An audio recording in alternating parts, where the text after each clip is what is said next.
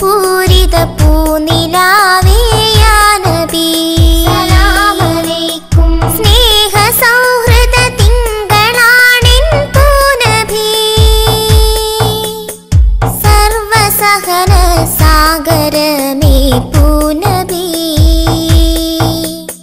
അൽഹംദുലില്ലാഹ് നഹ്മദുഹു വനസ്തഈനുഹു വനുഅ്മിനു ബിഹി വനതവക്കലു അലൈഹി വനഊദു ബില്ലാഹി മിൻ ശുറൂരി അൻഫുസിനാ വമിൻ സയ്യിആതി അഅ്മാലിനാ മൻ യഹ്ദിഹില്ലാഹു ഫലാ മുളില്ല ലഹു വമൻ യുദ്ലിൽഹു ഫലാ ഹാദിയ ലഹു വനശ്ഹദു അൻ ലാ ഇലാഹ ഇല്ലല്ലാഹു വഹ്ദഹു ലാ ശരീക ലഹു ونشهد أن سيدنا محمدا عبده ورسوله أرسله بالهدى ودين الحق ليظهره على الدين كله ولو كره المشركون أما بعد فإن خير الكلام كلام الله وخير الهدي هدي سيدنا محمد صلى الله عليه وسلم وشر الأمور محدثاتها وكل محدثة بدعة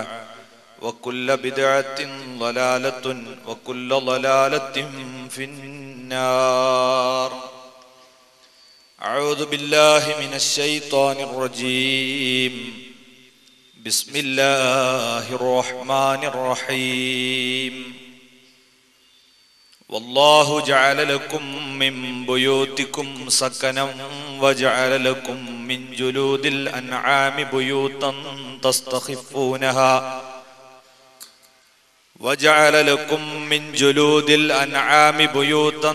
تستخفونها يوم ظعنكم ويوم إقامتكم ومن أصوافها وأوبارها وأشعارها أثاثا ومتاعا إلى حين.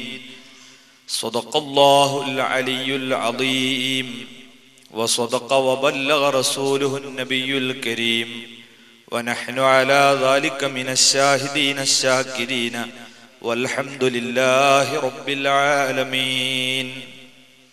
وقد قال سيدنا محمد صلى الله عليه وسلم من سعادة بن آدم ثلاث: المرأة الصالحة والمسكن الواسع والمركب الصالح.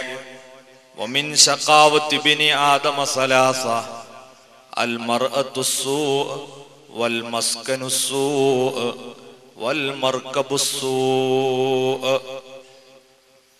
محمد دينه حق ندين به محمد مجملا حقا على العالمي. مولاي صل وسلم دائما أبدا على حبيبك خير الخلق كلهم. محمد ذكره روح لأنفسنا محمد شكره فرض على الأمم. مولاي صل وسلم دائما أبدا على حبيبك خير الخلق كلهم. محمد طابت الدنيا ببعثته محمد جاء بالآيات والحكم. ബഹുമാനമുള്ള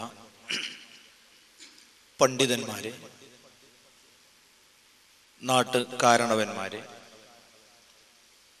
പ്രിയങ്കരായ സഹോദരി സഹോദരങ്ങളെ, നാട്ടുകാരെ, സുഹൃത്തുക്കളെ, സർവശക്തനായ അല്ലാഹു സുബ്ഹാനഹു വ തആല നമ്മുടെ ഈ മഹനീയ സദസ്സ് അവൻ തൃപ്തിപ്പെടുന്ന മജ്ലിസുകളിൽ ഉൾപ്പെടുത്തി സ്വീകരിക്കുമാറാകട്ടെ. നല്ല വീടുകൾ പുതുതായി എടുക്കാൻ ഉദ്ദേശിക്കുന്നവർക്ക് വീടുകൾ എടുക്കാനും നാം എടുത്ത് താമസിക്കുന്ന ഭവനങ്ങൾ അള്ളാഹുവിൻ്റെ അനുഗ്രഹങ്ങൾ നിറഞ്ഞ ഭവനമാകാനും നമ്മുടെ ഈ ഒത്തുചേരലും നമ്മുടെ സദസ്സും പ്രാർത്ഥനയും അള്ളാഹു കാരണമാക്കി തരുമാറാകട്ടെ. നേരത്തെ അറിയിക്കപ്പെട്ടതുപോലെ ഒരു മുസ്ലിമിന്റെ വീട് ഏതു രീതിയിലായിരിക്കണം, അതിൻ്റെ നിർമ്മാണവും പരിചരണവും ആ വീട്ടിൽ താമസിക്കുന്നവരുടെ സംസ്കരണവും അവരുടെ പെരുമാറ്റങ്ങളും എല്ലാം മതകീയ ഭാഷയിൽ അപഗ്രഥനം നടത്തുന്ന ഒരു ചെറിയ പ്രഭാഷണമാണ് ഈ സദസ്സിൽ ലക്ഷ്യം വെക്കുന്നത്. ഖൈറായ രീതിയിൽ പറയാനും ഉൾക്കൊള്ളാനും അള്ളാഹു നമുക്ക് തൗഫീഖ് നൽകുമാറാകട്ടെ. വീട് എന്ന് പറയുന്നത് സമാധാനത്തിന്റെ കേന്ദ്രമാണ്. നമുക്ക് അന്തി ഉറങ്ങാനുള്ള ഇടമാണ്.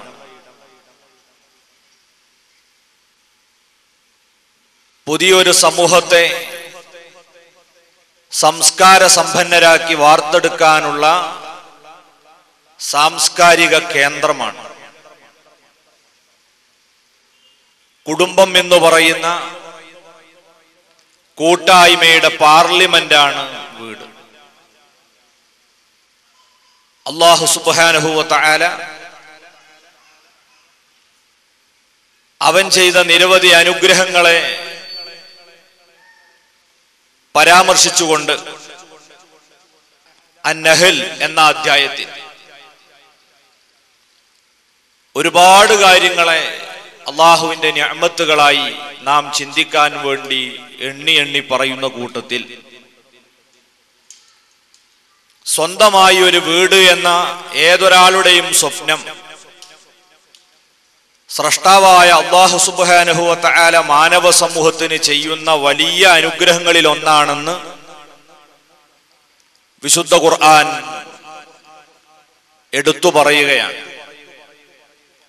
വല്ലാഹു ജഅല ലക്കും മിൻ ബുയൂതിക്കും സകനാ. വീട് എന്തിനാണെന്നും വീടിലൂടെ സാധ്യമാകുന്നത് എന്താണെന്നും അടിസ്ഥാനപരമായി സൂചിപ്പിച്ചുകൊണ്ടാണ് അല്ലാഹു പറയുന്നത് തുടങ്ങുന്നത്. വല്ലാഹു ജഅല ലക്കും, അല്ലാഹു നിങ്ങൾക്ക് ഉണ്ടാക്കി തന്നിരിക്കുന്നു, നിങ്ങൾക്ക് അല്ലാഹു ആക്കി തന്നിരിക്കുന്നു, മിൻ ബുയൂതിക്കും, നിങ്ങളുടെ ഭവനങ്ങളിലൂടെ, നിങ്ങളുടെ താമസ കേന്ദ്രങ്ങളിലൂടെ, സകനൻ, സമാധാനമുണ്ടാക്കി തന്നിരിക്കുന്നു. നിങ്ങളുടെ വീട്ടിലൂടെ അല്ലാഹു സുബ്ഹാനഹു വ തആല നിങ്ങൾക്ക് സമാധാനമാക്കി തന്നിരിക്കുന്നു. നമ്മുടെ ഭവനങ്ങൾ എന്തായിരിക്കണം, എന്തിനു വേണ്ടിയായിരിക്കണം എന്ന് വളരെ വ്യക്തമായി അല്ലാഹു തആല ഇവിടെ ബോധ്യപ്പെടുത്തുകയാണ്. തുടർന്ന് അല്ലാഹു പറയുന്നു, രണ്ട് തരത്തിലുള്ള വീടുകൾ നാം നിങ്ങൾക്ക് തന്നിട്ടുണ്ട്. ഒന്ന്, മനുഷ്യരിലെ വലിയൊരു വിഭാഗത്തിന്റെ ശീലമായ സ്ഥിരം താമസിക്കുന്ന ശൈലിയിലുള്ള വീട്.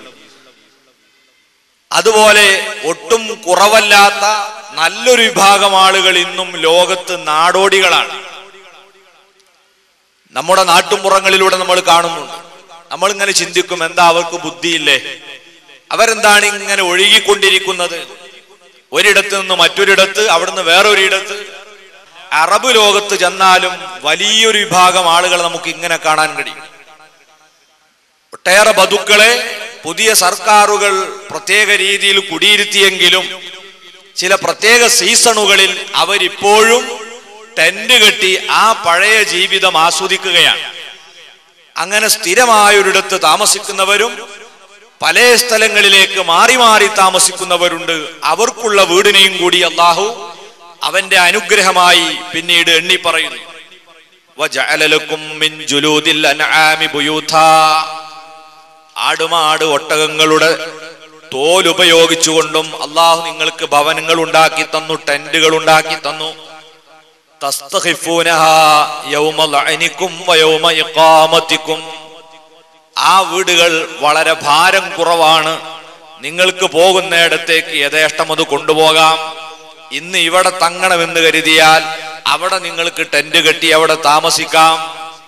ഇങ്ങനെ നിങ്ങൾക്ക് യാത്രയോടൊപ്പം കൊണ്ടു നടക്കാൻ പറ്റിയതും വീട്ടിൽ ഒരു നാട്ടിൽ സ്ഥിരമായി താമസിക്കാൻ പറ്റിയതുമായ ഭവനങ്ങളെ അള്ളാഹു നിങ്ങൾക്ക് തന്നു. എന്തിനു വേണ്ടി? സഖനൻ, സമാധാനത്തിനും സ്വാസ്ഥ്യം ലഭിക്കാനും. അതാണ് വീട് അള്ളാഹു സുബ്ഹാനഹു വ തആല തന്നതിന്റെ പ്രധാന ലക്ഷ്യമായി വിശുദ്ധ ഖുർആൻ ആദ്യമായി നമ്മെ പഠിപ്പിക്കുന്നത്. അങ്ങനെയുള്ള ഒരു വീട് ഏതൊരാളുടെയും സ്വപ്നമാണ്. നമ്മളെ കൂട്ടത്തിൽ ഇന്നും സ്വന്തമായി വീടില്ലാത്ത ഒരുപാട് ആളുകളുണ്ട്. അള്ളാഹു എല്ലാവർക്കും അനുഗ്രഹം നിറഞ്ഞ വീടെടുക്കാൻ തൗഫീഖ് നൽകുമാറാകട്ടെ. മഹാനായ നബി കരീം സ്വല്ലല്ലാഹു അലൈഹി വസല്ലം പഠിപ്പിച്ചു, വമിൻ സആദത്തി ബിനി ആദം, ഒരു മനുഷ്യന്റെ ഭാഗ്യത്തിന്റെ അടയാളമാണ്, അതല്ലെങ്കിൽ അവന്റെ വിജയത്തിന്റെ അടയാളമാണ്, അവന് കിട്ടുന്ന മഹാഭാഗ്യമാണ് സലാസ, 3 കാര്യങ്ങൾ. അതൊരാൾക്ക് കിട്ടിക്കഴിഞ്ഞാൽ അവൻ ഭാഗ്യവാനാണ്. അൽ മർഅത്തു സ്വാലിഹ, ഒന്ന് നല്ല ഒരു ഇണ. അത് പുരുഷനെ സംബന്ധിച്ച് പറഞ്ഞപ്പോൾ സ്ത്രീ എന്ന് പറഞ്ഞേ ഉള്ളൂ. സ്ത്രീയെ പറ്റിയാണെങ്കിൽ നല്ല ഒരു ഭർത്താവ് അല്ലെങ്കിൽ നല്ല ഒരു ഭാര്യ. വൽ മസ്കനുൽ വാസിഅ, സൗകര്യപ്രദമായ ഒരു വീട്. വൽ മർകബു സ്വാലിഹ്, നല്ല ഒരു വാഹനം. ഇത് 3 കൂടെ ഒരാൾക്ക് അല്ലാഹു തആല കൊടുത്തിട്ടുണ്ടെങ്കിൽ അയാൾ വലിയ ഭാഗ്യവാനാണെന്ന് മുഹമ്മദുർ റസൂലുള്ളാഹി സ്വല്ലല്ലാഹു അലൈഹി വസല്ലം. എന്ന് പറഞ്ഞാൽ അയാൾക്ക് അഹങ്കരിക്കാൻ അവകാശമുണ്ടെന്നല്ല, ഇത് ലഭിക്കാത്തവരെക്കാൾ അയാൾ കൂടുതൽ നന്ദിയുള്ളവനായിരിക്കണം. സ്വന്തമായി വാഹനമുള്ളവൻ ഒരു ജമാഅത്ത് പോലും ഒഴിവാക്കാൻ പാടില്ല. ഏത് യാത്രയിലും അവന് സൗകര്യപ്രദമായ സ്ഥലത്ത് വാഹനം നിർത്തി അവന് ജമാഅത്തിൽ പങ്കെടുക്കാൻ സാധിക്കുന്നു. സ്വന്തം വണ്ടിയില്ലാത്തവൻ അവൻ കയറിയ വണ്ടിയുടെ സമയത്തിനനുസരിച്ചല്ലാതെ യാത്ര പോകാൻ പറ്റൂല. അപ്പോൾ അവനെപ്പോലെ അവനേക്കാൾ അധികമായി അവൻ നന്ദിബോധത്തോടുകൂടെ ജീവിക്കാൻ കടപ്പെട്ടവനാകുകയാണ്. അത് അല്ലാഹു തരുന്ന മഹാഭാഗ്യമാണ്. 3 കാര്യങ്ങൾ. അതിലെ വീട്, അത് കേന്ദ്രീകരിച്ചുകൊണ്ടാണ് ഇന്ന് പ്രധാനമായും നമുക്ക് ചർച്ച നടത്താനുള്ളത്.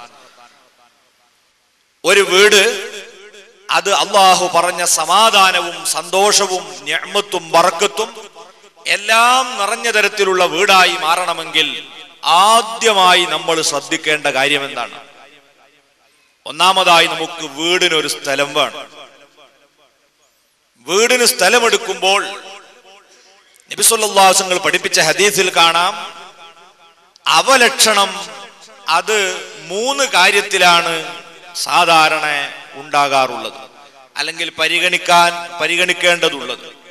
അതിലൊന്ന് വീടാണ്, മറ്റൊന്ന് ഭാര്യയാണ്, മൂന്നാമത്തേത് വാഹനമാണ്. ഈ പറഞ്ഞ 3 കാര്യം. അതിൽ നല്ല ലക്ഷണവും മോശപ്പെട്ട ലക്ഷണവും പരിഗണിക്കപ്പെടണം എന്നാണ്. വീടിന്റെ നല്ല ലക്ഷണമായി പണ്ഡിതന്മാർ എണ്ണിപ്പറഞ്ഞ പ്രധാനപ്പെട്ട വിഷയം വീടിന്റെ പരിസരത്തിന്റെ സൗകര്യമാണ്. അതിൽ മുറ്റത്തിന്റെ വിശാലത വളരെ കൂടുതൽ പണ്ഡിതന്മാർ എണ്ണിപ്പറഞ്ഞിട്ടുണ്ട്. അപ്പൊ നാം വീട് നിർമ്മിക്കാൻ പോകുന്ന സ്ഥലം ആവശ്യത്തിന് സൗകര്യമുള്ള അത്ര സ്ഥലമുണ്ടാകുക എന്നത് ഒരു വീടിന്റെ അനുഗ്രഹത്തിന്റെ പ്രധാനപ്പെട്ട ഒരു ഭാഗമാണ്. ഇന്ന് നമ്മുടെ ചിന്ത മാറി, നമുക്ക് റോട്ടിലേക്ക് കാലെടുത്ത് വെക്കണമെന്ന്, അതിൻ്റെ അടുക്ക് നടക്കാനോ ഇരിക്കാനോ സ്ഥലം ഉണ്ടാവില്ല. അങ്ങനെ റോഡിന്റെ വക്കത്ത് കൊണ്ടുവന്ന് നല്ല വിശാലമായ പറമ്പൊക്കെ ഉപേക്ഷിച്ച് നമ്മൾ വീടുണ്ടാക്കി നോക്കുമ്പോൾ ചില ആളുകൾക്ക് റോഡ് വികസനത്തിന്റെ പേരിൽ വീട് നഷ്ടപ്പെട്ടു പോയി. വേറെ ചില ആളുകൾക്ക് അവരെ വീട്ടിൽ ഒരു ചെറിയ സൽക്കാരം പോലും സംഘടിപ്പിക്കാൻ പറ്റാതെ ഇതുപോലുള്ള വലിയ വലിയ ഹാളുകളിലേക്ക് അഭയം തേടേണ്ടി വന്നു. അല്ലാഹുവിന്റെ നിഅമത്ത് നമ്മുടെ വീട്ടിലേക്ക് വളരെയധികം കടന്നു വരുന്ന ഒരു സന്ദർഭമാണ് വീട്ടിൽ വെച്ച് വിരുന്നൂട്ടുന്ന സമയം. ഇൻഷാ അല്ലാഹ് നമുക്കത് പറയാം. എന്നാൽ ആ വിരുന്നിന് അവസരമില്ലാത്ത വിധം ആ അനുഗ്രഹങ്ങളൊക്കെ കൊട്ടിയടക്കപ്പെടുകയാണ് ഈ സൗകര്യങ്ങളില്ലെങ്കിൽ. അപ്പൊ നമ്മൾ സൗകര്യപ്രദമായ സ്ഥലം അത് പരിഗണിക്കുക. അതോടൊപ്പം തന്നെ നാം വീടെടുത്തു കഴിഞ്ഞാൽ അതിന്റെ പരിസരത്ത് താമസിക്കുന്ന ആളുകളുടെ സാംസ്കാരികപരമായ വിഷയങ്ങൾ ചിന്തിക്കുക. കൂടെ അവിടെ ശുദ്ധജലം ലഭ്യമാണോ, അതോടൊപ്പം നമ്മുടെ വീട്ടിലേക്ക് വഴിയുണ്ടോ, ഇത്രയും കാര്യങ്ങൾ നമ്മൾ ഗൗരവത്തോടെ പരിഗണിച്ചുകൊണ്ടാണ് ഒരു വീടിന് സ്ഥലം പരിശോധിക്കേണ്ടത്. ഇനി ആ വീടിന് സ്ഥലം നമ്മൾ വാങ്ങുന്നതും വീട് നിർമ്മിക്കുന്നതും വളരെയേറെ നാം ഗൗരവത്തോടെ ആലോചിച്ചുകൊണ്ടാവണം. ഒരു ചെറിയ കാശ് പോലും അല്ലാഹു സുബ്ഹാനഹു വ തആല നിഷിദ്ധമാക്കിയ പണം നമ്മുടെ വീട് നിർമ്മാണത്തിൽ കലരാൻ പാടില്ല. അങ്ങനെ കലർന്നു പോയാലോ, നമ്മളൊക്കെ പഠിച്ച ഒരു മസലയാണ്, പിടിച്ചെടുത്ത സ്ഥലത്ത് വെച്ച് നാം നിസ്കരിച്ചാൽ ആ നിസ്കാരത്തിന് അല്ലാഹുവിന്റെ അടുക്കൽ കൂലിയില്ല. കട്ടെടുത്തതോ പിടിച്ചു പറിച്ചതോ ആയ വെള്ളം ഉപയോഗിച്ച് വുളൂ ചെയ്ത് നിസ്കരിച്ചാൽ ആ നിസ്കാരത്തിന് പ്രതിഫലമില്ല. ടെക്സ്റ്റൈൽസിൽ നിന്ന് ഉടയാടുകൾ വാങ്ങുന്ന സമയത്ത് അവിടെയുള്ള സെയിൽസ്മാനെ വഞ്ചിച്ചുകൊണ്ട് ഒരു തട്ടമെങ്ങാനും നമ്മുടെ കവറിലേക്ക് കട്ടെടുത്തിട്ട് അത് തലയിലിട്ടുകൊണ്ടാണ് ഒരു സ്ത്രീ നിസ്കരിക്കുന്നതെങ്കിൽ അവളെ നിസ്കാരത്തിന് അല്ലാഹുവിന്റെ അടുക്കൽ കൂലിയില്ല. ഇതുപോലെ നാം താമസിക്കുന്ന സ്ഥലം അത് ഹറാമായ കാശുകൊണ്ടാണോ നിർമ്മിക്കപ്പെട്ടതെങ്കിൽ ആ വീട്ടിൽ നിന്ന് നമ്മൾ നിസ്കരിക്കുന്ന നിസ്കാരങ്ങൾക്കോ മറ്റു ഇബാദത്തുകൾക്ക് പോലും പ്രതിഫലം പ്രതീക്ഷിക്കപ്പെടാൻ സാധ്യമല്ല. അത്ര വലിയ ദുരന്തമായിരിക്കും നാം ഹറാമായ പണം കൊണ്ട് വീട് നിർമ്മിച്ചാൽ നമുക്ക് വരാൻ പോകുന്നത്. അതുകൊണ്ട് തന്നെ നാം വീടിന് പ്ലാൻ കാണുമ്പോൾ നമ്മുടെ കൊക്കിലൊതുങ്ങുന്ന ഒരു പ്ലാൻ, അതിന്റെ അപ്പുറത്താകുമ്പോഴാണ് ഈ നിർമ്മിക്കാൻ പോകുന്ന വീട് നിൽക്കേണ്ട സ്ഥലത്തിന്റെ ആധാരം ബാങ്കിൽ പണയപ്പെടുത്തേണ്ടി വരിക. അത് ബാങ്കിൽ വെച്ച് ലോൺ എടുത്തുകൊണ്ടാണോ നിങ്ങൾ വീടെടുക്കുന്നത്?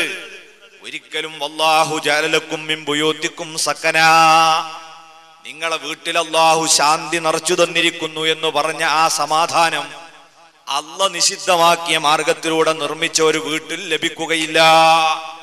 അവിടെ എന്നും കലഹമായിരിക്കും, എന്നും സംഘർഷമായിരിക്കും. ഉമ്മാക്ക് വാപ്പയെ കണ്ടുകൂടാ, മക്കൾക്ക് തിരിച്ചും അങ്ങോട്ടും ഇങ്ങോട്ടും എല്ലാവരും ദുശാഠ്യവും ദുശീലവും. അങ്ങനെയുള്ള കുടുംബങ്ങളുണ്ടോ? നിങ്ങൾ അടിസ്ഥാനപരമായി പരിശോധിക്കുക. നിങ്ങളുടെ പറമ്പിന്റെ ആധാരം എവിടെയാണുള്ളത്? നിങ്ങളുടെ വീട് നിർമ്മിക്കാൻ ഉപയോഗിച്ച കാശ് ഏത് അറബിയെ വഞ്ചിച്ചുകൊണ്ട് സമാഹരിച്ചതാണ്? നമ്മൾ ചിന്തിക്കണം. ഒരിക്കലും നിഷിദ്ധമായ ഹറാമായ മാർഗത്തിലൂടെ സമ്പാദിച്ച പണമാകരുത് നമ്മുടെ വീട് നിർമ്മിക്കാൻ നമ്മൾ ഉപയോഗിക്കുന്നത്.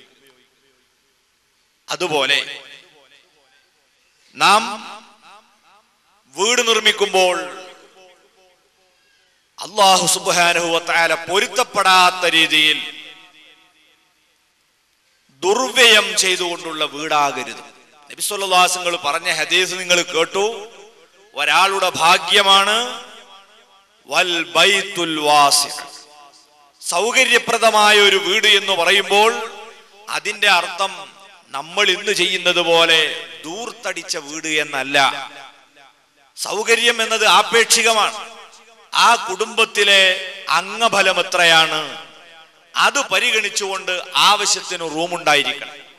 എല്ലാവരും ഒരു റൂമിൽ ഉറങ്ങാൻ പാടില്ല. നമുക്കത് പറയാം, വീട്ടിലുള്ള പെരുമാറ്റം പറയുമ്പോൾ പറയാം. ഒരു റൂമിൽ എല്ലാവരും കൂടി ഒന്നിച്ചുറങ്ങുക അത് പാടില്ല. അപ്പൊ ആ വീട്ടിൽ എത്ര അംഗങ്ങളുണ്ടോ അവർക്കൊക്കെ താമസിക്കാൻ ആവശ്യമായ റൂമുകൾ നിർമ്മിക്കുക. അത് ദൂർത്തല്ല. എന്നാൽ അമിതമായ മോടി പിടിപ്പിക്കുന്നതും അനാവശ്യമായ സൗന്ദര്യവൽക്കരണവും ഒക്കെ അത് ദൂർത്തായി മാറും. ഇതുപോലെ 4 ആളുകൾക്ക് താമസിക്കാൻ 10ഉം 14ഉം ഒക്കെ റൂം എടുത്തിടുന്ന ആളുകളുണ്ട്.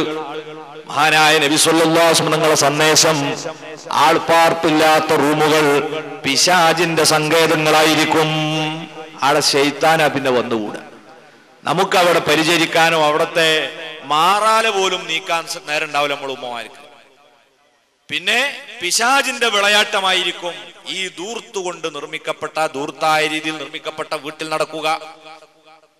വീട് നിർമ്മിക്കുമ്പോൾ എപ്പോഴും നമ്മളെ ചിന്തയിൽ മഹാനായ സയ്യിദുനാ റസൂലുള്ളാഹി സ്വല്ലല്ലാഹു അലൈഹി വസല്ലമ തങ്ങളുടെ ലളിത ജീവിതത്തെ കുറിച്ചൊരു ബോധമുണ്ടായിരിക്കണം.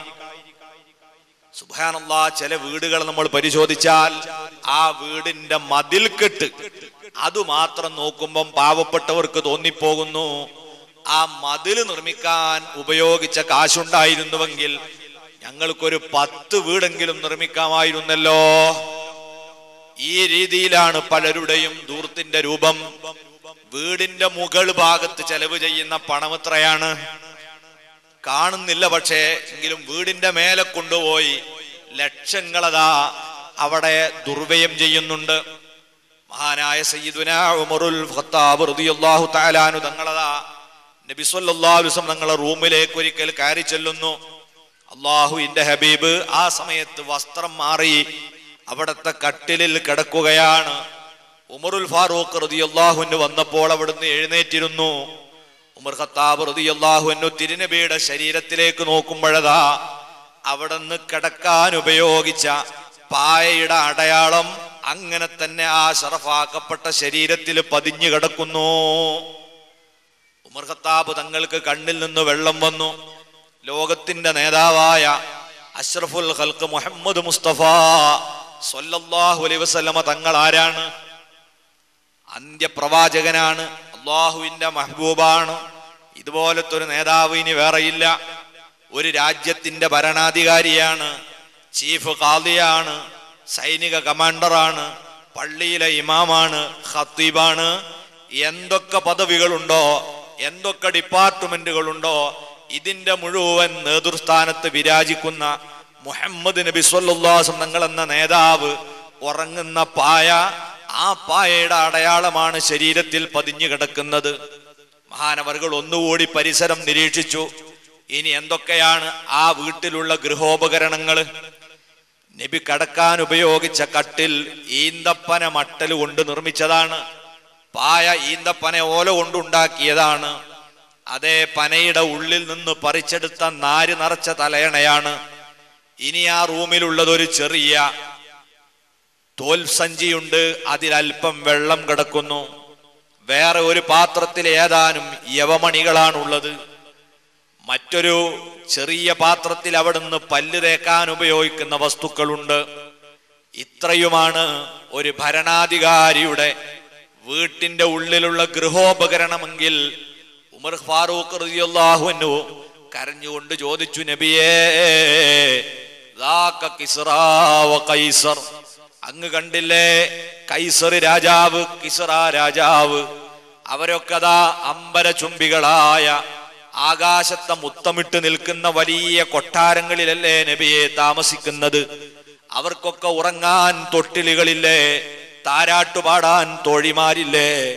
വഅന്ത റസൂലുള്ളാഹി സ്വല്ലല്ലാഹു അലൈഹി വസല്ലമ, നബിയെ അവിടുന്ന് അള്ളാന്റെ ദൂതരല്ലേ? അങ്ങല്ലേ ഇതൊക്കെ ഉപയോഗിക്കാൻ ഏറ്റവും അർഹതയുള്ള ആള്.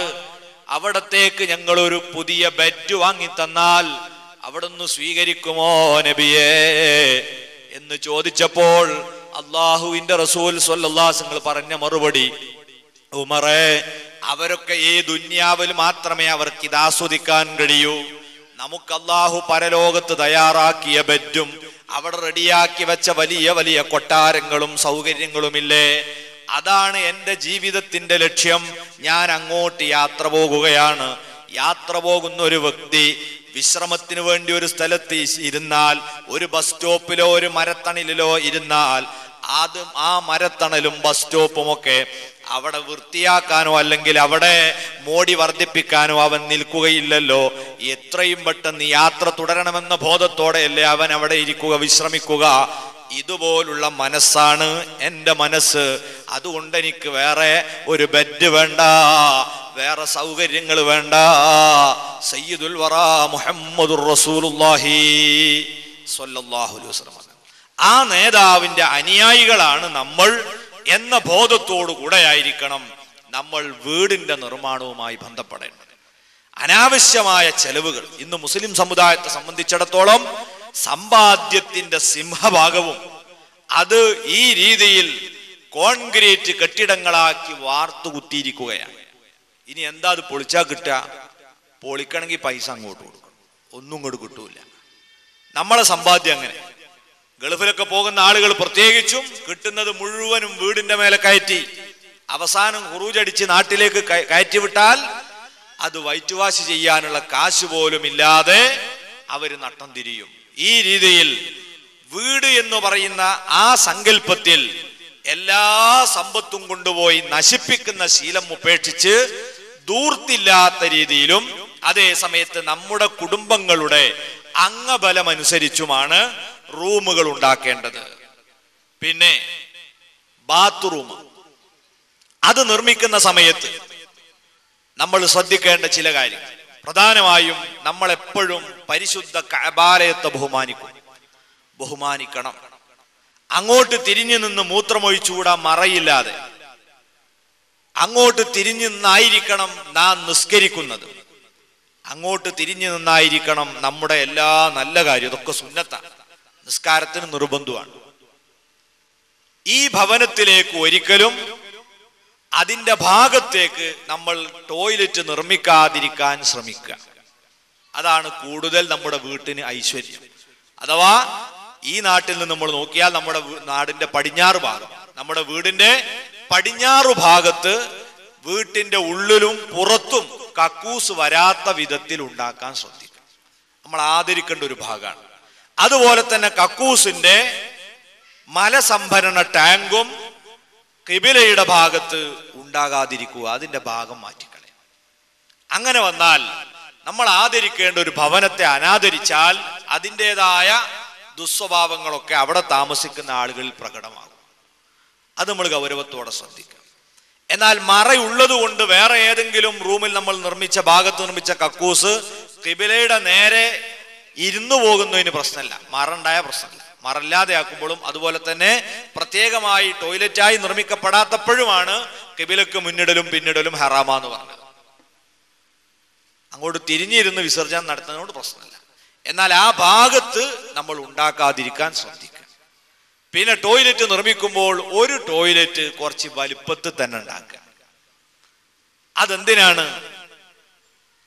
മയ്യത്ത് കുളിപ്പിക്കേണ്ടിയൊക്കെ വരുമ്പോൾ അതിനും കൂടിയുള്ള ഒരു സൗകര്യം ഏർപ്പെടുത്തി വിശാലമായ ഒരു ടോയ്ലറ്റ്, ഒരു ബാത്റൂം നമ്മളെ വീട്ടിലുണ്ടാക്കിയാൽ ആ നേരത്ത് പിന്നെ പുറത്തൊരു ഷെഡ് കെട്ടി മയ്യത്തിന് അങ്ങോട്ടെടുത്ത് ആണിനും പെണ്ണിനൊക്കെ അങ്ങനെ കൊണ്ടുവന്നൊരു ശീലം ഉണ്ടല്ലോ, അത് ഒഴിവാക്കാൻ സാധിക്കും. അങ്ങനെ നല്ല സൗകര്യമുള്ള ഒരു ടോയ്ലറ്റ്. പിന്നെ നേരത്തെ പറഞ്ഞതുപോലെ നിർമ്മാണത്തിൽ മുറ്റത്തിന്റെ മുൻഭാഗത്തെ മുറ്റം പ്രത്യേകിച്ചും അത് നല്ല സൗകര്യം ഉള്ള രീതിയിലാക്കുക, നല്ല സൗകര്യമുള്ള മുറ്റം. എന്നാൽ ആ വീട് നല്ല സൗകര്യമുള്ള വീടായി തോന്നും.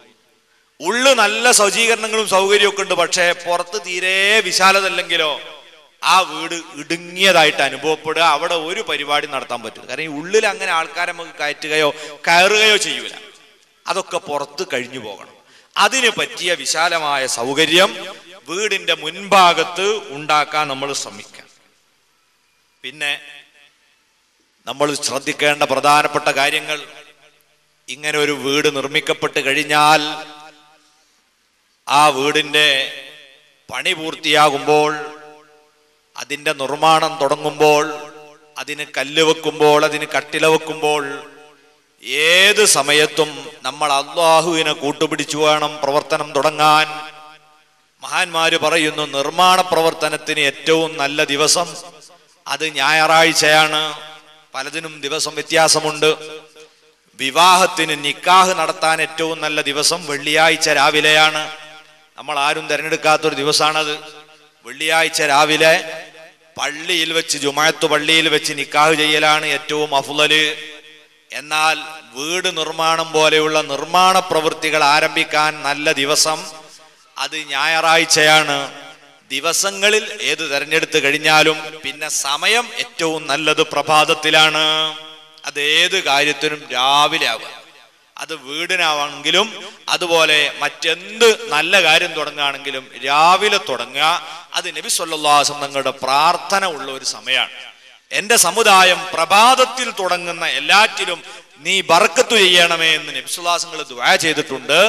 ആ ബർക്കത്ത് ഉദ്ദേശിച്ചുകൊണ്ടാണ് നമ്മൾ കട തുറക്കുമ്പം അത് രാവിലെ നേരത്തെ തുറക്കുക. കച്ചവടക്കാരൊക്കെ ശീലമാക്കേണ്ടതാണ്. രാത്രി നിങ്ങൾ കുറച്ച് നേരത്തെ അടച്ചാലും രാവിലെയുള്ള കട തുറക്കൽ അത് നേരത്തെ ആവണം. അത് 10 മണി വരെ കടന്നുറങ്ങി പോയാൽ യാതൊരു ബർക്കത്തും ആ കച്ചവടത്തിൽ ഉണ്ടാവില്ല. മഹാന്മാരായ സ്വഹാബത്ത് നബി സല്ലല്ലാഹു അലൈഹി വസല്ലമയിൽ നിന്ന് ഈ ഹദീസ് കേട്ടതിന് ശേഷം അവര് പ്രഭാതത്തിൽ തന്നെ കച്ചവടത്തിന് പോയപ്പോൾ വമ്പിച്ച ലാഭമുണ്ടായതായി ഒരുപാട് സ്വഹാബികൾ പഠിപ്പിച്ചു തന്നിട്ടുണ്ട്. അതിനാൽ എല്ലാ കാര്യങ്ങളും രാവിലെ തുടങ്ങുക. ഞായറാഴ്ചയാണ് നിർമ്മാണ പ്രവർത്തനം തുടങ്ങേണ്ടത് നമ്മൾ പറഞ്ഞു. തുടങ്ങുന്ന സമയത്ത് ആദ്യത്തെ കല്ലിടുമ്പോൾ നമ്മൾ അള്ളാഹുവിനെ കൂട്ടുപിടിക്കണം. ബിസ്മില്ലാഹിർ റഹ്മാനിർ റഹീം. നല്ല ഏത് സംരംഭം തുടങ്ങുമ്പോഴും ബിസ്മി ചൊല്ലി തുടങ്ങണം എന്ന് നമ്മൾ മറക്കരുത്. അവിടെ ആ രീതിയിൽ നല്ല ആത്മാർത്ഥമായി ബിസ്മി ചൊല്ലിയിട്ട് അത് തുടക്കം കുറിക്കാൻ പറ്റിയ ഒരാളെ വിളിക്കുന്നതിനും വിരോധമില്ല. അവിടെ കൂടിയവരും അവിടെ നിൽക്കുന്നവരും ഒക്കെ അത് വെക്കുന്ന സമയത്തൊന്ന് ബിസ്മി ചൊല്ലുക. പരക്കാരനും തിരക്കിന്റെ ഇടയിൽ ഇത് മറന്നു പോകുകയാണ്, മറക്കാൻ പാടില്ല. അവനും കൂടിയിട്ട് ബിസ്മി ചൊല്ലിയിട്ട് അടവെക്കുക. അതിന് കട്ടില് വെക്കുമ്പോഴും മറ്റെല്ലാ പ്രത്യേകം തുടക്കണ്ടോ അതിനൊക്കെ ബിസ്മി ചൊല്ലിയാൽ നല്ലതാ. ബിസ്മി കൂടിയാൽ ഒന്നും തകരാറ് വരാൻ പോകുന്നില്ല. കുറഞ്ഞാലാണ് ബർക്കത്ത് കുറയുക. ബിസ്മി വലിയ ബർക്കത്തിന്റെ നിറകുടമാണ്. അങ്ങനെ തുടങ്ങിയ വീട്, ആ വീടിന്റെ ഗൃഹപ്രവേശം അതും നടത്താൻ പറ്റിയ സമയം ഏത് തന്നെയാ നല്ലത്? പ്രഭാതം തന്നെയാണ്. ഇപ്പൊ ചില ആളുകൾ പറയും വീട് നമ്മൾ രാത്രി ഉറങ്ങാനുള്ളതല്ലേ, അപ്പൊ രാത്രിയല്ലേ വീട്ടിൽ കൂടേണ്ടത്. അതൊരു ന്യായീകരണം മാത്രമാണ്. അതേ സമയത്ത് നബി സല്ലല്ലാഹു അലൈഹി വസല്ലമയുടെ ദുആ ഉള്ളത് പ്രഭാതത്തിൽ തുടങ്ങുന്നതിനാണ് ദുആ. അതുകൊണ്ട് ആ പഴമക്കാരൊക്കെ സുബഹിക്കാണ് ഗൃഹപ്രവേശം നടത്തുക. അങ്ങനെ സുബഹി സമയത്ത് നേരത്തെ തന്നെ വീട്ടിൽ പ്രവേശിച്ച് പ്രാർത്ഥന നടത്തി നമ്മൾ വീടിന്റെ ഉദ്ഘാടനം നടക്കുന്നു. അങ്ങനെ വീട് നിർമ്മാണം കഴിഞ്ഞ് അള്ളാഹുവിന്റെ പേര് പറഞ്ഞ് ആ വീട്ടില് നമ്മളതാ താമസം തുടങ്ങിക്കഴിഞ്ഞാൽ ഇനി നമ്മൾ ചിന്തിക്കേണ്ടത് ആ വീടിന്റെ ഭരണം, ആ വീടിന്റെ നിയന്ത്രണമാണ്. നേരത്തെ ഞാൻ പറഞ്ഞു, വീട് എന്നത് കുടുംബത്തിന്റെ പാർലമെന്റാണ്. ഈ പാർലമെന്റിന് ഒരു പ്രസിഡന്റും ഒരു പ്രധാനമന്ത്രിയും ഉണ്ട്. മഹാനായ സയ്യിദുനാ റസൂലുള്ളാഹി സ്വല്ലല്ലാഹു അലൈഹി വസല്ലം പഠിപ്പിച്ചു, അൽ മർഉ റാഇൻ അലാ അഹ്ലി ബൈത്തിഹി. ഓരോ വീട്ടിലെയും ഗൃഹനാഥൻ, അവിടത്തെ പുരുഷൻ, അവിടത്തെ പിതാവ്, ആ കുടുംബത്തിന്റെ മൊത്തം വീട്ടുകാരുടെ മുഴുവൻ ഉത്തരവാദിത്തങ്ങളുമുള്ള അതിന്റെ തലവനാണ്. അയാൾക്കാണ് അവിടുത്തെ ഭരണ ചുമതല, ആ വീട്ടുകാരുടെ മൊത്തം ഭരണ ചുമതല. അയാളെ നമുക്ക് വീടിന്റെ പ്രസിഡന്റായി കാണാം. ആ വീട്ടുകാരെ ഏത് വിഷയത്തിലും തീരുമാനമെടുക്കുകയും അവരെ മുഴുവനും നിയന്ത്രിക്കുകയും ചെയ്യേണ്ടത് വീട്ടിന്റെ ഉടമസ്ഥനായ അവിടുത്തെ പിതാവാണ്, അവിടുത്തെ ഗൃഹനാഥനാണ്. എന്നാൽ ഇനി ഒരു പ്രധാനമന്ത്രിയെ നമുക്ക് അവിടെ അവരോധിക്കേണ്ടതുണ്ട്. നബി സല്ലല്ലാഹു അലൈഹി വസല്ലം പറയുന്നു, വൽ മർഅതു റായിയത്തുൻ ഫീ ബൈത്തി സൗജിഹാ വ വലദിഹി. വീട്ടിലെ സ്ത്രീ അഥവാ ഉമ്മ, അവരാണ് വീടിന്റെ ഭരണാധികാരി.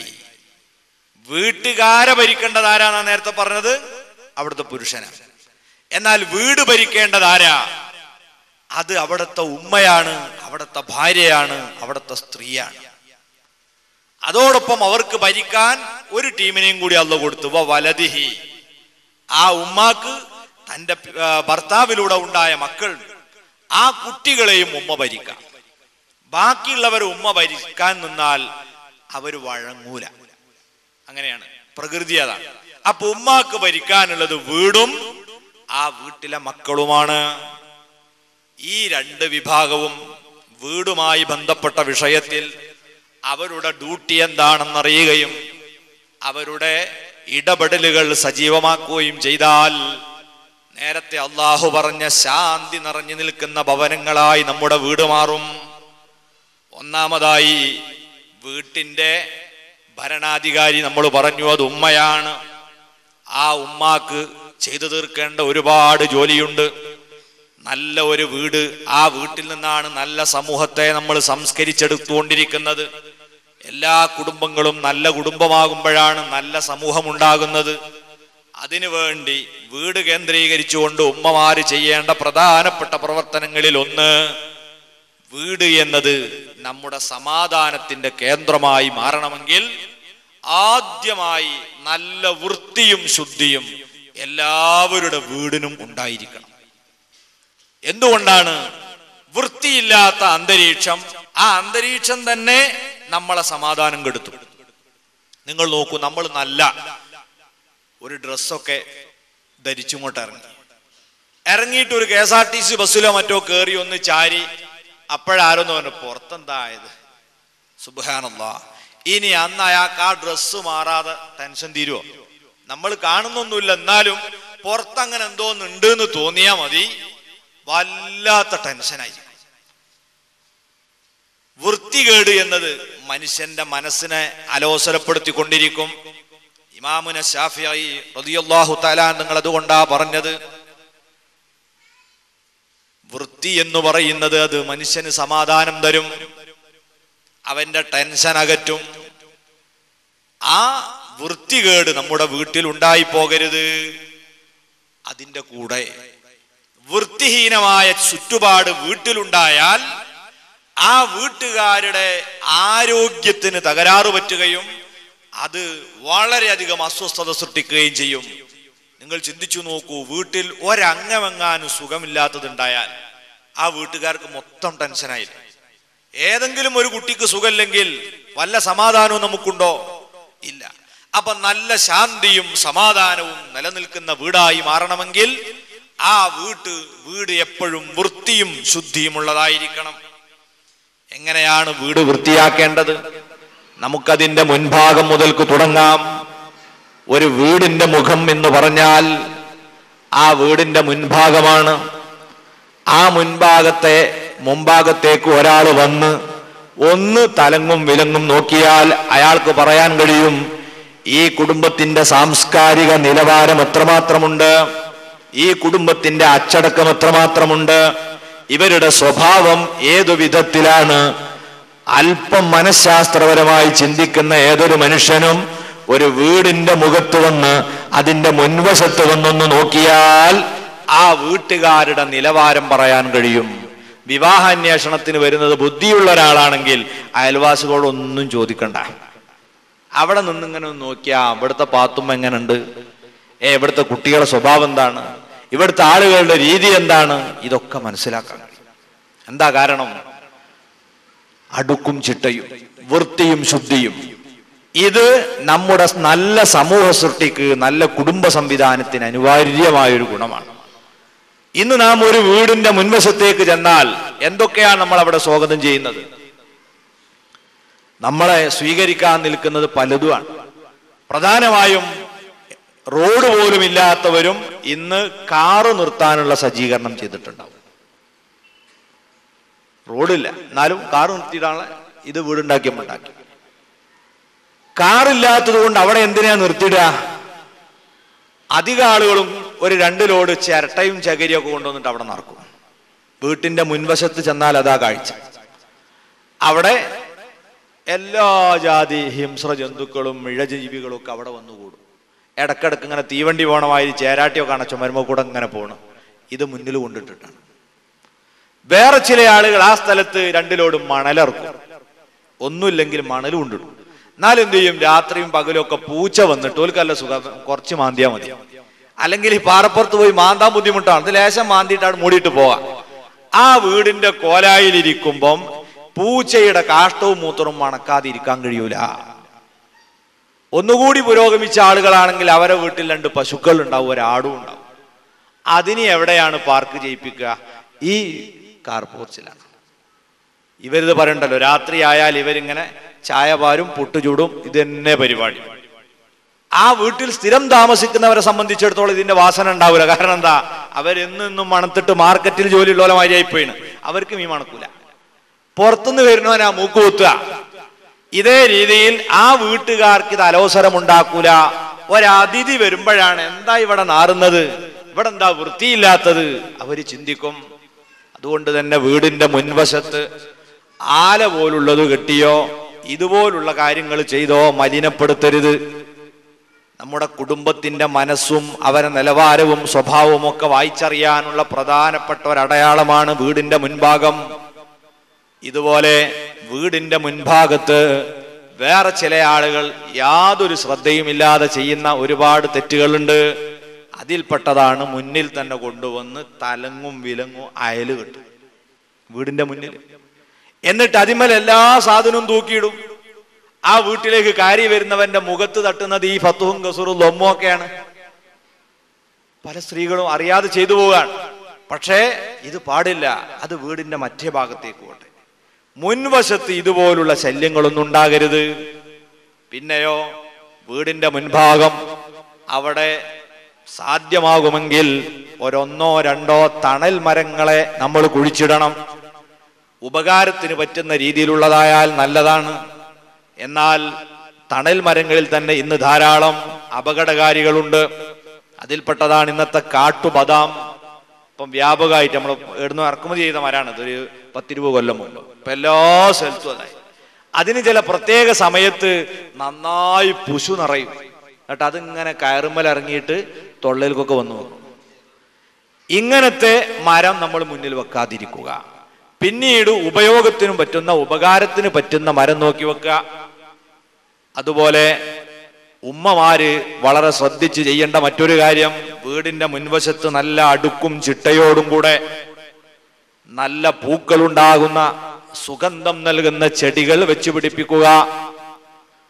ആ വീട്ടിൽ നല്ല സമാധാനമുണ്ടാകും, നല്ല ആരോഗ്യമുണ്ടാകും, നല്ല ഓക്സിജൻ ലഭിക്കും.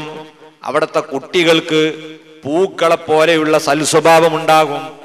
എത്ര പുലിക്കോടൻ സ്വഭാവമുള്ള ഭർത്താവാണെങ്കിലും ഈ പൂക്കളെ കണ്ടാൽ അവന്റെയും മനസ്സിന് അലിവുണ്ടാകും.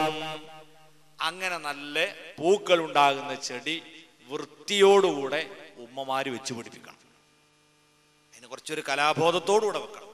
ചില ആളുകൾ ചെടി വെക്കും, അത് കാടായി മാറും. അങ്ങനെ ആവരുത്. അത് കുഴിച്ചിട്ട് കണ്ടാൽ തന്നെ അതൊരു മനഃപൂർവ്വം വെച്ചാന്ന് തോന്നണം. ആ പെണ്ണിന്റെ കരവിരുതും കഴിവും ഒക്കെ അവിടെ നിന്നാണ് ആളുകൾ വായിച്ചെടുക്കുക.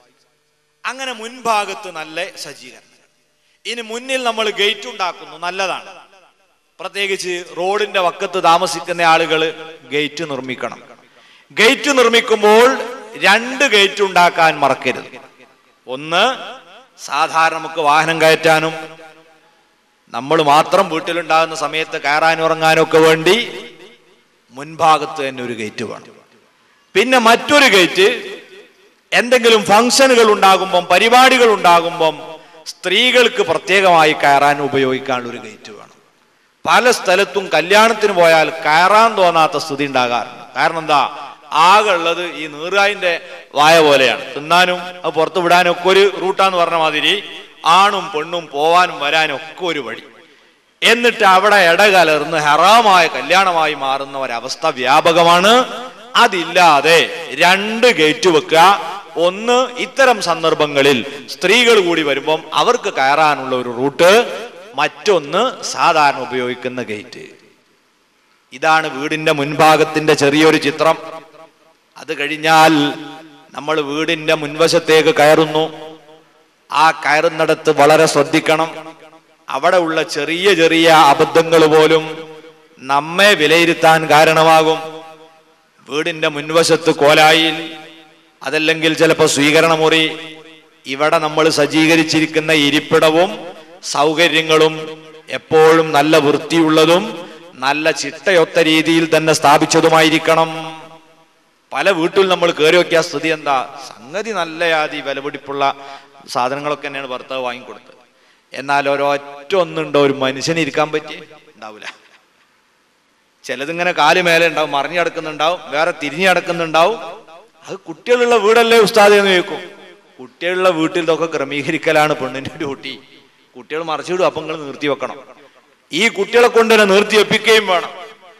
അതൊക്കെ ശ്രദ്ധിക്കണം. ഒരാൾ കയറി വന്നു കഴിഞ്ഞാൽ ഇതാകെ അലങ്കോലപ്പെട്ട് എന്തോ സമരം കഴിഞ്ഞ ഓഫീസ് റൂം പോലെ ആവാൻ പാടില്ല. അത് വളരെ ചിട്ടയോടുകൂടെ തന്നെ വെക്കുക. പിന്നെ പലതൊന്ന് കാണാം. ഇരിക്കുന്ന ഇരിപ്പിടത്തിന്റെ മേലെ തന്നെ ഉണ്ടാവും. പുറത്ത് തയ്യാറാക്കിയ ഇരിപ്പിടത്തിന്റെ മേലെയാണ് കുട്ടികളുടെ പുസ്തകങ്ങൾ ഉള്ളത്, അടുക്കളയിലെ കത്തിയുള്ളത്, പാവാടയുള്ളത്, എല്ലാ സാധനവും ഉള്ളത് എവിടെയാ? പുറത്തിരിക്കുന്നിടത്ത്. കുട്ടികൾ മൂത്രമൊഴിച്ച് വെച്ചത് അങ്ങനെ തന്നെ രാവിലെ വെച്ചതാണ്, അതിന് വൈകുന്നേരമായാലും അങ്ങനെ തന്നെയാണ്. ഇങ്ങനെയൊക്കെ ആയാൽ നമ്മുടെ ആ വീടിനെ സംബന്ധിച്ചും വീട്ടുകാരെ സംബന്ധിച്ചും അവിടെ കയറി വരാൻ ഇടവന്ന ഒരാൾ എന്തു മനസ്സിലാക്കും? അതുകൊണ്ട് വളരെയധികം ചിട്ടയോടുകൂടെ വൃത്തിയോടുകൂടെ നമ്മൾ സൂക്ഷിക്കണം.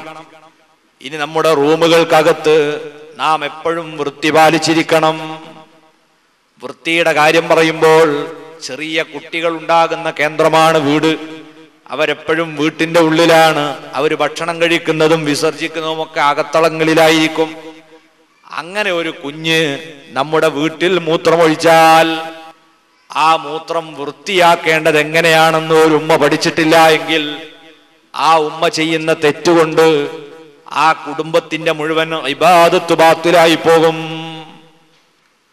ഇപ്പൊ നമ്മൾ മണ്ണുള്ള വെള്ളം കുടിച്ചു പോകുന്ന രീതിയിലുള്ള സ്ഥലമില്ലല്ലോ ഇപ്പൊ. ഏകദേശം ഏറ്റവും ചുരുങ്ങിയത് അധിക ആളുടെ വീടിനും സിമെന്റെങ്കിലും തേച്ചിട്ടുണ്ടാവും. അങ്ങനെ ഒരു കുഞ്ഞ് നമ്മുടെ വീട്ടിൽ മൂത്രമൊഴിച്ചാൽ അതിങ്ങനെ ഉന്തി ഉന്തി ഉന്തി പുറത്തേക്ക് ഒഴിവാക്കുക. ഇപ്പൊ എന്താ സംഭവിച്ചത്? ഇപ്പൊ സംഭവിച്ചത് നിങ്ങൾ ആ കോപ്പയിൽ വെള്ളം പാർന്ന് ഉന്തിപ്പോയ എല്ലാ സ്ഥലവും നജസായി, അത് വൃത്തിയായിട്ടില്ല. ഇനി അതുവഴി ഒരാൾ ഒളു ചെയ്ത് ഉണങ്ങിന്ന് തന്നെ വെക്കുക. ഒരാൾ ഒളു ചെയ്ത് നനഞ്ഞ കാലുമായി ചെരുപ്പൊന്നുകൂടാതെ അതിലൂടെ നടന്നു പോന്നാൽ അയാളെ കാലിൽ നജസായി. ഇനി അയാൾ നിസ്കരിച്ചാൽ നിസ്കാരം സ്വഹീഹല്ല. ചിന്തിച്ചു നോക്കൂ, അധിക വീട്ടിന്റെയും സ്ഥിതി ഇതല്ലേ? പിന്നെ ഇതെങ്ങനെയാണ് ഉമ്മമാരെ വൃത്തിയാക്കുക? ഒരു കുട്ടി മൂത്രമൊഴിച്ച മൂത്രം നമുക്ക് അവിടെ കാണാനുണ്ടെങ്കിൽ നജസ് ശുദ്ധിയാക്കുന്നതിന്റെ ഒന്നാമത്തെ നിബന്ധന ഇസാലത്തുൽ ഐൻ, നജസിന്റെ തടി നീക്കം ചെയ്യുക എന്നതാണ്. അതിന്റെ ഭാഗമായി ഈ മൂത്രം നമ്മൾ അവിടുന്ന് എടുത്തു കളയണം. മൂത്രം ഒരു വെള്ളമാണ്, ഖരവസ്തു അല്ല. അതുകൊണ്ട് എങ്ങനെയാണ് എടുത്തു കളയുക? അതിന് ഉണങ്ങിയ തോർത്തുമുണ്ടുകൊണ്ട് ശീല കൊണ്ട് അത് ഒപ്പിയെടുക്കുക. വെള്ളം ഒഴിക്കുന്നതിന് മുമ്പ് ഉണങ്ങിയ ശീല കൊണ്ട് ആ മൂത്രം ഒപ്പിയെടുക്കുക. ഒപ്പിയെടുത്തു കഴിഞ്ഞാൽ പിന്നെ അതിന്റെ ആ അടയാളം തന്നെ കാണാതെയാവും. ആ സ്ഥലം ഓർമ്മയിൽ വെക്കണം. അടയാളം കാണാതായി കഴിഞ്ഞാൽ ആ നജസിന്റെ രണ്ടാം ഗ്രേഡിലേക്ക് എത്തിച്ചു. നമ്മൾ നജസ് മുഖഫഫ് എന്നുള്ള പദവിയിലെത്തി. ഇനി എന്തു മതി?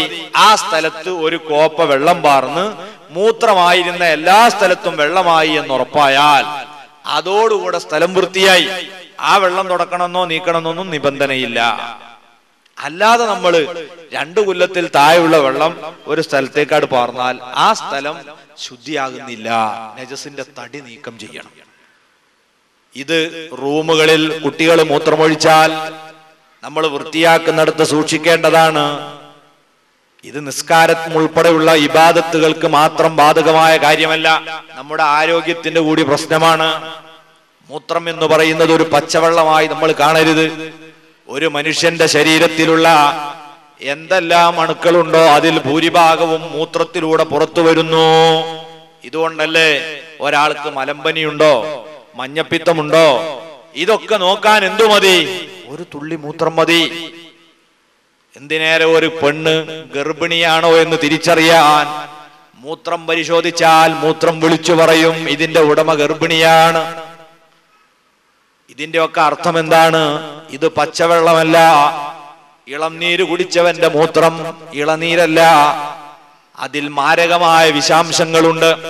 അതുകൊണ്ടാണ് ഒരു സ്ഥലത്തും തെരുവിലോ വഴിയോരങ്ങളിലോ മരച്ചുവടുകളിലോ ഒന്നും മൂത്രമൊഴിക്കരുതെന്ന് നബി സല്ലല്ലാഹു അലൈഹി വസല്ലം നമ്മളെ ഉപദേശിച്ചു.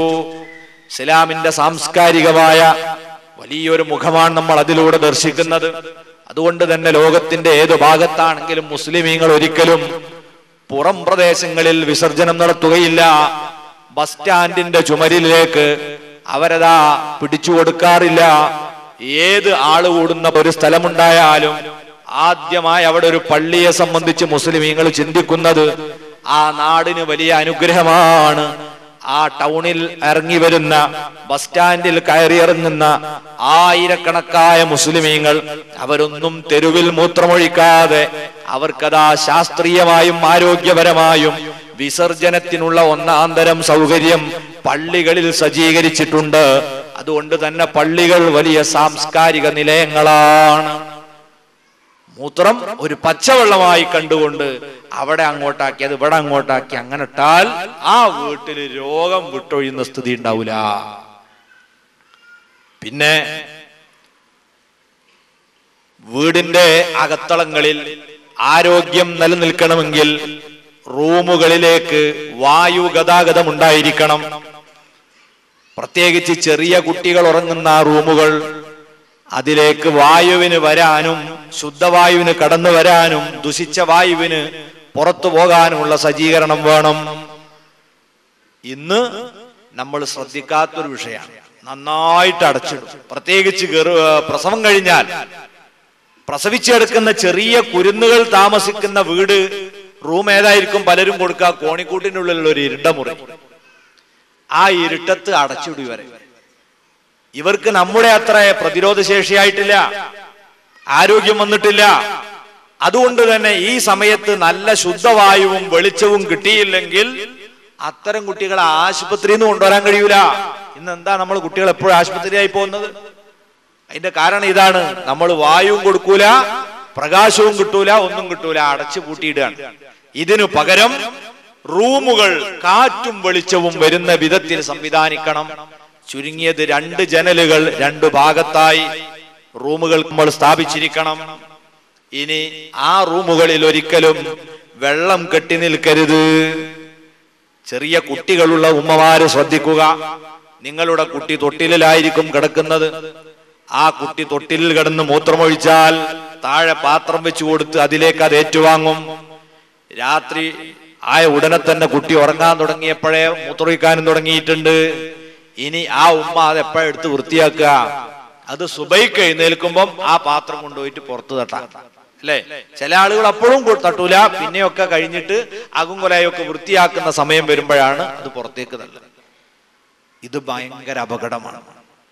അവിടെ ആ ഫാൻ കറങ്ങുന്നുണ്ടാവും ഒരു പക്ഷെ. ഇനി കറങ്ങിയാലും ഇല്ലെങ്കിലും ആ തളം കെട്ടി നിൽക്കുന്ന മൂത്രം ബാഷ്പീകരിച്ച് പൊങ്ങി ആ റൂമിന്റെ ഉള്ളിലുള്ള വായുവിൽ വിലയിക്കും. അവിടെ നിന്നാണ് നമ്മൾ ഓക്സിജൻ ശ്വസിക്കുന്നത്. ആ ജലഗണങ്ങൾ മതി നമ്മുടെ അത്ര പ്രതിരോധ ശേഷി വരാത്ത ഈ ചെറിയ കുട്ടികൾക്ക് മാറാത്ത ജലദോഷവും കഫക്കെട്ടും ഉണ്ടാവാൻ. അതുകൊണ്ട് കുട്ടികൾ മൂത്രമൊഴിച്ചാൽ അത് ഉടനെ എടുത്തു മാറ്റി കൊടുക്കണം. ഒരു നനഞ്ഞ തുണിയോ തോർത്തുമുണ്ട് പോലുമോ നാം ചെറിയ കുരുന്നുങ്ങൾ ഉറങ്ങുന്ന റൂമിൽ ആറിയിട്ടാൽ അത് മുഖേന തന്നെ ഈ കുട്ടിക്ക് ജലദോഷവും കഫക്കെട്ടും അതുപോലെ ശ്വാസമുട്ട് പോലുള്ള രോഗവും വരാൻ സാധ്യതയേറെയാണ്. വളരെ ശ്രദ്ധിക്കണം. വൃത്തിയും ശുദ്ധിയുമാണ് സന്തോഷകരമായ ഒരു വീടിന്റെ നിർമ്മാണത്തിലെ പ്രധാനപ്പെട്ട ഇനം. ഇനി ഓരോ റൂമുകളിലും വൃത്തി കാത്തു സൂക്ഷിക്കുന്നതിന്റെ ഭാഗമായി ഒരു 50 രൂപ കൊടുത്ത് അല്ലെങ്കിൽ ഒരു 100 രൂപ കൊടുത്ത് ഒരു വേസ്റ്റ് കൊട്ട ഒരു ശീലമാക്കുക. കുട്ടികൾ വായിക്കുന്ന പഠിക്കുന്ന റൂമുകളിൽ പ്രത്യേകിച്ചും ഓരോന്നെടുത്ത് കടലാസ് ചുരുട്ടിയിട്ട് അവരങ്ങോട്ട് എറിഞ്ഞ് മറ്റത് ഇങ്ങോട്ട് എറിഞ്ഞ് കട്ടിന്റെ ചോട്ടിൽ കെറിഞ്ഞ് പിന്നെ ആഴ്ചയിലൊരിക്കലൊക്കെ അതിലും അങ്ങോട്ട് ചൂലിയില്ല. അങ്ങനെ അങ്ങോട്ട് എടുത്തു നോക്കുമ്പോൾ ഒരു ലോഡ് ഉണ്ടാവും. ഇതിന് പകരം എല്ലാവരെയും ശീലിപ്പിക്കുക. വേസ്റ്റ് എല്ലാവരും ഒരു മൂലയിൽ വെച്ച് കൊട്ടയെ തന്നെ ഇടുക. അങ്ങനെ ഒരു ശീലം തുടങ്ങി നോക്കി നല്ല വൃത്തി ഉണ്ടാവും നമ്മുടെ വീട്ടിൽ.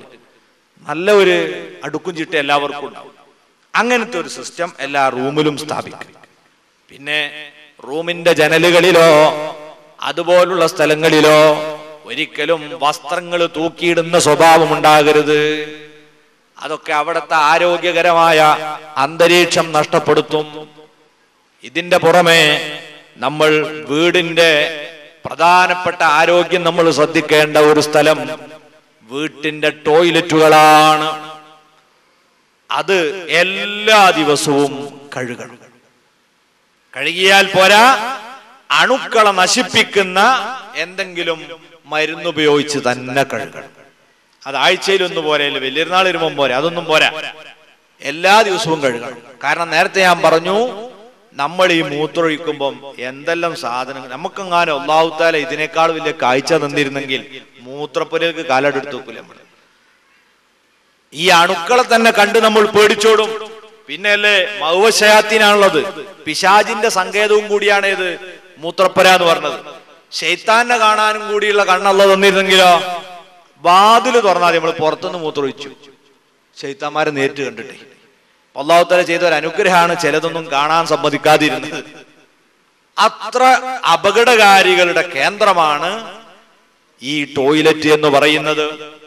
അവിടെ പതിയിരിക്കുന്ന അണുക്കളെ നമുക്ക് കണ്ടെത്താൻ കഴിഞ്ഞുകൊള്ളണമെന്നില്ല. അതിനാൽ എല്ലാ ദിവസവും അവിടെ നമ്മൾ ശുചീകരിക്കുക, വൃത്തിയാക്കുക. കുട്ടികളൊക്കെ ശീലമാക്കണം. വിസർജനാനന്തരം വെള്ളമൊഴിക്കുന്ന കാര്യത്തിൽ ഉമ്മമാരുൾപ്പെടെയുള്ളവർ ജാഗ്രത പുലർത്തണം. മലവിസർജന ശേഷം മാത്രം ടോയ്ലറ്റിൽ വെള്ളമൊഴിക്കുന്ന ശീലമാണ് ഇപ്പോഴുള്ളതെങ്കിൽ മൂത്രവിസർജനാനന്തരവും വെള്ളം ഒഴിക്കുന്ന ശീലം തുടങ്ങണം. നമ്മൾ വിചാരിക്കുന്ന മറ്റേലിപ്പോ കാണാണ്ടാവും. നമ്മൾ ടോയ്ലറ്റിൽ കയറി മൂത്രമൊഴിച്ചാൽ അതിലുള്ള ആ വെള്ളം എന്ത് ചെയ്യും? അത് താഴോട്ട് പോകും.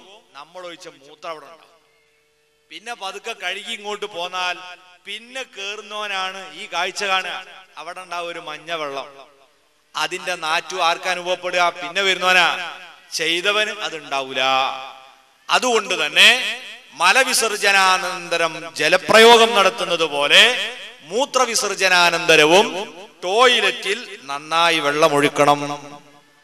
വീടിന്റെ ഒരു ഭാഗത്തും മണ്ണാത്തന്റെ വല, അതല്ലെങ്കിൽ എട്ടുകാലിയുടെ വല, അത് കെട്ടിക്കിടക്കുന്ന സ്ഥിതി ഉണ്ടാകരുത്. ഇതൊക്കെ ദിവസവും വൃത്തിയാക്കി നല്ല ആരോഗ്യകരമായ ഒരു സാഹചര്യം, ഇതാണ് നമ്മുടെ വീട്ടിന്റെ ഐശ്വര്യത്തിന്റെ പ്രധാന ഘടകം. വീടിന്റെ ഭരണാധിപയായ ഉമ്മയുടെ നേതൃത്വത്തിലാണ് ഈ രീതിയിലുള്ള ഭരണക്രിയകളെല്ലാം നടക്കേണ്ടത്.